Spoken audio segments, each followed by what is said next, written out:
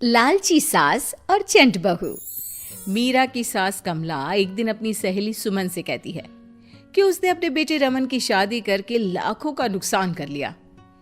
कमला जी ऐसा क्यों कहती हो? भला मीरा में क्या बुराई है? अरे सुमन बहन, क्या बताऊं, इस मीरा ने तो मेरी नाक में दम कर रखा है। ना ही घर का कोई काम करती है और ना ही बाहर कमाने जाती है। अरे भला फ्री की रोटियां तोड़ने के लिए इसे लेकर आई थी क्या मैं? अरे जी आजकल तो ऐसा ही हाल है सबका।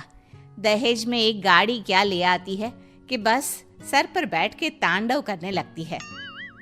मेरी बहू मीरा तो दहेज में एक फूटी कोड़ी भी नहीं लाई, फिर भी रोज महारानी मुझे उंगली पर नचाती है।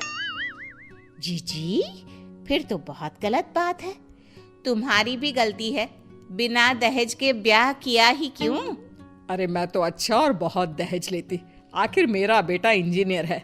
पर तेरे जीजा जी दहेज के खिलाफ है ना, बेकार कॉलेज के प्रोफेसर। अरे दुनियादारी की समझ ही नहीं है, बस अपने किताबों की दुनिया में ही रहते हैं।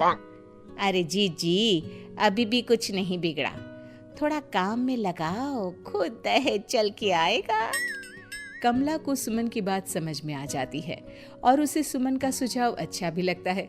कमला अगली सुबह से मीरा पर हुक्म चलाने लगती है। सुन बहू, फटाफट से सफाई कर ले, फिर रोटियां भी बनानी है।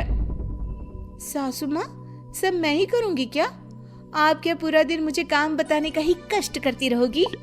तो तू क्या चाहती है, मैं तेरी नौकरानी बन जाऊं? हैं? चुपचाप काम कर, नहीं तो अपने मायके का रास्ता नाप और निकल मेरे घर से। मीरा अपनी सास की धमकी सुन के थोड़ा डर जाती है। वो पूरी ईमानदारी के साथ घर का काम और अपनी सास कमला की सेवा करने लगती है। ये सब देखकर कमला बहुत खुश होती है, पर थोड़ी निराश भी होती है, क्योंकि जैसा वो चाहती थी वैसा कुछ अभी तक तो हुआ नहीं था। कमला अपनी बहू मीरा को और काम बताने लगती है। सासू माँ, आज मेरी तबीयत थोड़ी खराब है, आज तो मैं काम नहीं कर पाऊंगी।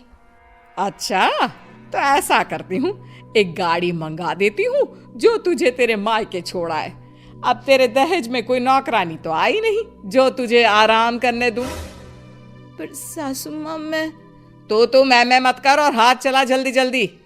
आज तो कपड़े भी दुनिया भर के हैं, कौन धोएगा तेरे अलावा? मीरा बीमार हालत में भी काम करने लग जाती है। मन ही मन सोचती है कि क्यों न कुछ ऐसा किया जाए जिससे इस बुढ़िया की चिक बंद हो जाए। मीरा समझ तो चुकी थी कि उसकी सास अचानक ऐसा व्यवहार क्यों कर रही है, इसलिए अब वो प्लानिंग में लग जाती है। अगली सुबह मीरा तैयार होकर अपनी सास के पास जाती है। सासू माँ, मैं अपने मायके जा रही हूँ, 2-4 दिन में वापस आ जाऊंगी।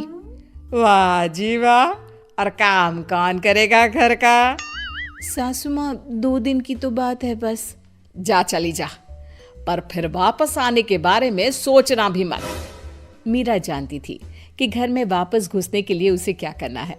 वो अपने मायके पहुंचती है और रोने लगती है। उसके माता पिता उसे रोने का कारण पूछते हैं, पर वो कुछ नहीं बोलती। तभी मीरा की माँ उसके हाथों की तरफ देखती है।